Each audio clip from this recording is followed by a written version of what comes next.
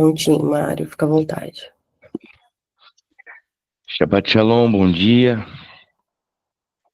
Hoje nós vamos ler na versão NVI, Romanos 12 ao 13, e depois Provérbios 22, do 1 ao 16.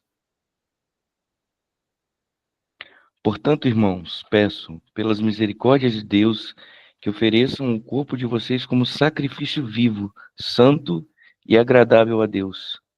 Este é o culto racional de vocês. Não se amoldem ao padrão deste mundo, mas transformem-se pela renovação da sua mente, para que vocês experimentem a boa, agradável e perfeita vontade de Deus. Por isso, pela graça que me foi dada, digo a todos vocês: não pensem de vocês mesmos além do que devem pensar, mas pensem moderadamente, segundo a medida de fé que Deus deu a cada um.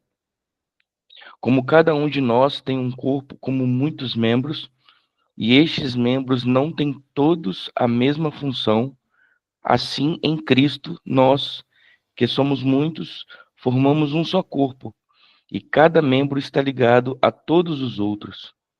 Temos diferentes dons, de acordo com a graça que nos foi dada. Se alguém tem um dom de profetizar, use-o de acordo com a sua fé. Se o dom é de servir, sirva. Se é de ensinar, ensine. Se é encorajar, que assim o faça. Se é de contribuir, que contribua generosamente. Se é de exercer liderança, que a exerça com dedicação. Se é mostrar misericórdia, que o faça com alegria. O amor deve ser sincero. Odeiem o que é mal. Apeguem-se ao que é bom. Dediquem-se uns aos outros com amor fraternal, preferindo dar honra aos outros mais do que a vocês. Nunca falte a vocês o zelo. Antes, sejam fervorosos no espírito, servindo ao Senhor. Alegre-se na esperança, sejam pacientes na tribulação, perseverem na oração. Compartilhem o que vocês têm com os santos que estão em necessidade e procurem ser hospitaleiros. Abençoe aqueles que os perseguem. Abençoe-nos, não os amaldiçoem. Alegre-se com os que se alegram e chorem com os que choram. Tenham a mesma atitude uns para com os outros. Não sejam arrogantes, mas estejam dispostos a associar-se a pessoas humildes. Não sejam sábios aos seus próprios olhos. Não paguem a ninguém o mal com o mal. Procurem agir corretamente diante de todos os homens. Se possível, naquilo que depender de vocês, vivam em paz com todos os homens. Amados, nunca procurem vingar-se, mas deixem com Deus a ira, pois está escrito: minha é a vingança, eu retribuirei, diz o Senhor. Ao contrário, se o seu inimigo estiver fome, dê-lhe de comer. Se tiver sede, dê-lhe de beber. Fazendo isso, você amontoará brasas vivas sobre a cabeça dele. Não se deixem vencer pelo mal, mas vençam o mal com o bem. Romanos 13. Todos devem sujeitar-se às autoridades governamentais, pois não há autoridade que não venha de Deus. As autoridades que existem foram estabelecidas por ele. Portanto, aquele que se rebela contra a autoridade opõe-se ao que Deus instituiu. E aqueles que assim procedem trazem condenação sobre si mesmos. Pois os governantes não infundem terror aos que fazem o bem, mas sim aos que praticam o mal. Você quer viver livre do medo da autoridade? Pratique o bem, e ela o enaltecerá, pois é serva de Deus para o seu bem. Mas, se você praticar o mal, tenha medo, pois a autoridade não porta a espada sem motivo. é serva de Deus, agente da justiça para punir quem pratica o mal. Portanto, é necessário que sejamos submissos às autoridades, não por causa de medo da punição, mas também por questão de consciência. É por esse mesmo motivo que vocês pagam imposto, pois as autoridades estão a serviço de Deus, sempre dedicadas a esse trabalho. Doem a cada um o que é devido, se imposto, imposto, se tributo, tributo, se temor, temor, se honra, honra. Não devam nada a ninguém, a não ser o amor de uns pelos outros, pois aquele que ama ao seu próximo cumpriu a lei. Pois estes mandamentos: não adultere, não assassine, não furte, não cobice, e qualquer outro mandamento, todos se resumem neste preceito: ame ao seu próximo como a você mesmo. O amor não pratica o mal contra o próximo. Portanto, o amor é o cumprimento da lei. Façam isso, compreendendo o tempo em que vivemos. Chegou a hora de vocês despertarem do sono, porque agora a nossa salvação está mais próxima do que quando cremos. A noite está quase acabando, o dia se aproxima. Portanto, deixemos de lado as obras das trevas e revistamo-nos da armadura da luz. Vivamos decentemente, como a luz do dia, não em orgias e bebedeiras, não em imoralidade sexual e devassidão, não há desavença e inveja. Ao contrário, revistam-se do Senhor Jesus Cristo e não fiquem pensando em como satisfazer os desejos da carne. Um minutinho.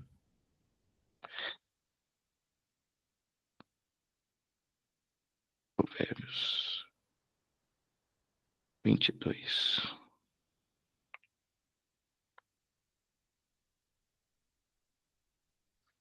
Provérbios 22.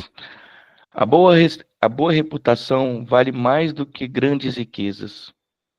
Desfrutar boa estima vale mais do que prata e ouro. O rico e o pobre têm isto em comum: o Senhor é o criador de ambos.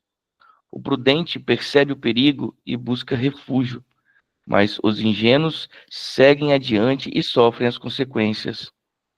A recompensa da humildade e do temor do Senhor são a riqueza, a honra e a vida. No caminho do perverso há espinhos e armadilhas. Quem quer proteger a própria vida, mantém-se longe dele. Instrua a criança no caminho que deve andar, e mesmo com o passar dos anos, não se desviará dele. O rico domina sobre o pobre, e quem tem emprestado é escravo de quem empresta. Quem semeia injustiça colhe calamidade. O castigo da sua ira será completo. Quem é generoso será abençoado, pois reparte o seu pão com o pobre. Quando se manda embora o zombador, a briga acaba. Cessam as contendas e os insultos. Quem ama a pureza de coração e se expressa com elegância será amigo do rei. Os olhos do Senhor protegem o conhecimento, mas ele frustra as palavras dos infiéis. O preguiçoso diz: há um leão lá fora, serei morto na rua. A conversa da estranha é uma cova profunda. Nela cairá quem estiver sob a ira do Senhor. A insensatez está ligada ao coração da criança, mas a vara da disciplina a livrará dela. Tanto quem oprime o pobre para se enriquecer, quanto quem dá presentes ao rico, ambos empobrecerão.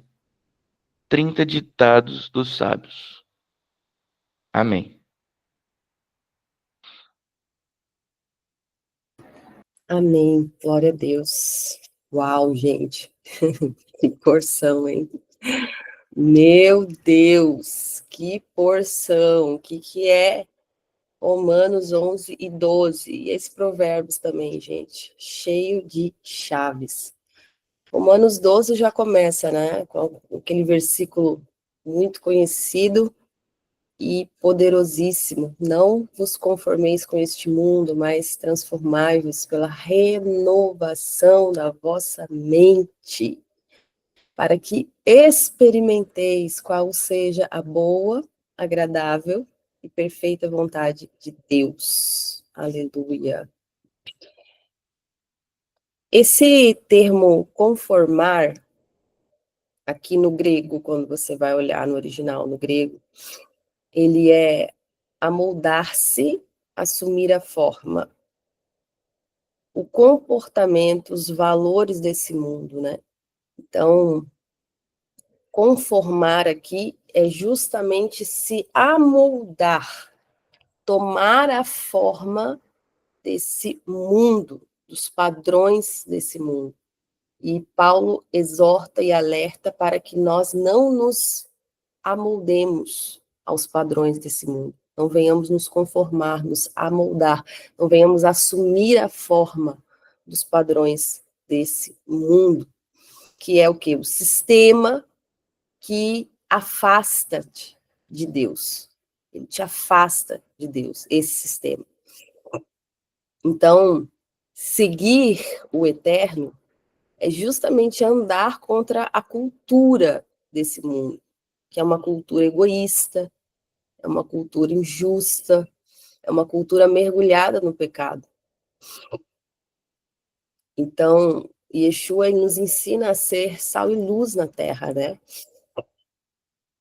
É muito tremendo, muito extraordinário. E ele continua e fala assim, ó, mas transformai-vos pela renovação da vossa mente.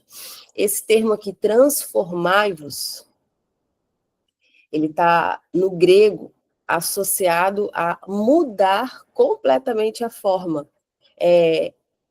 A expressão aqui no grego é metamorfo, transformai-vos, é a expressão metamorfo, ou seja, mudar completamente a forma.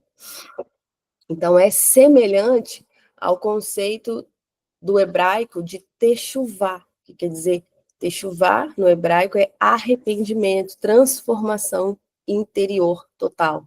Então, essa renovação da mente, ela acontece quando a gente se submete, quando a gente leva cativos os nossos pensamentos, as nossas atitudes, os nossos desejos, à obediência do Eterno.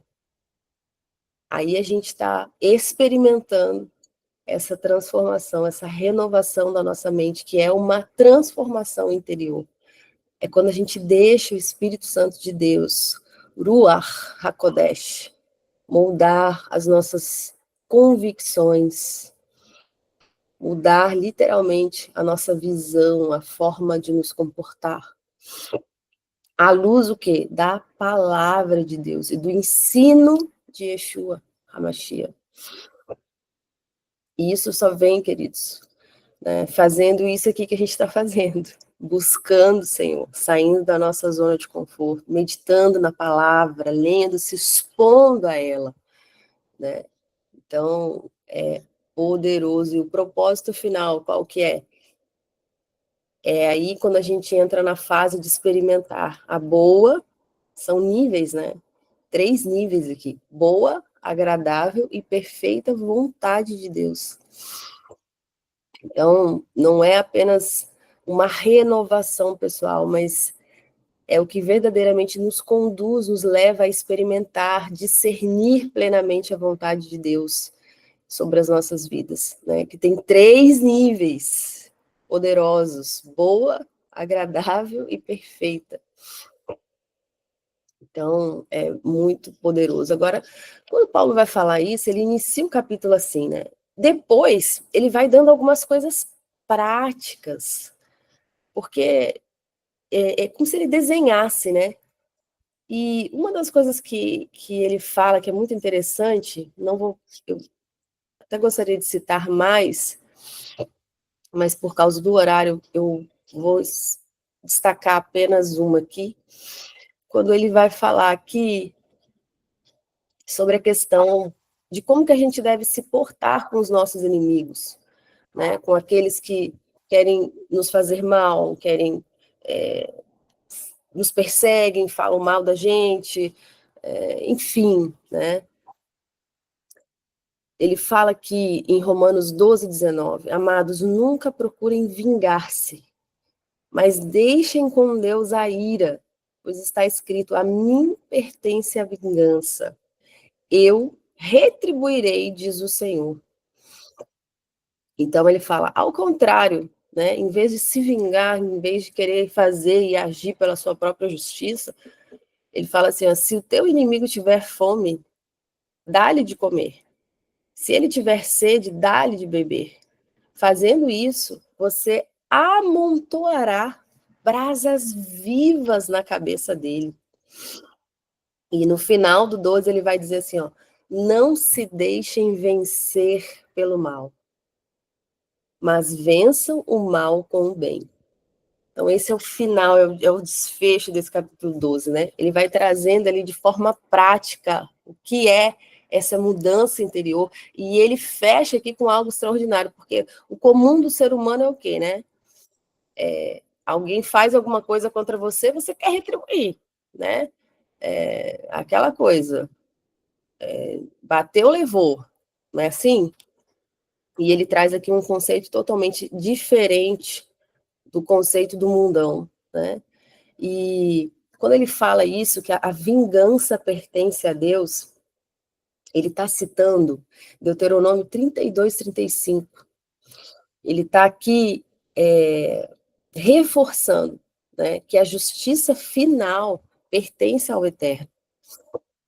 Então, ele tem o papel de julgar. Ele é o justo juiz. E retribuir não é o nosso papel, mas é o dele, é o do justo juiz. Né? E Yeshua, ele vai dizer, amai os vossos inimigos. Mateus 5, 44.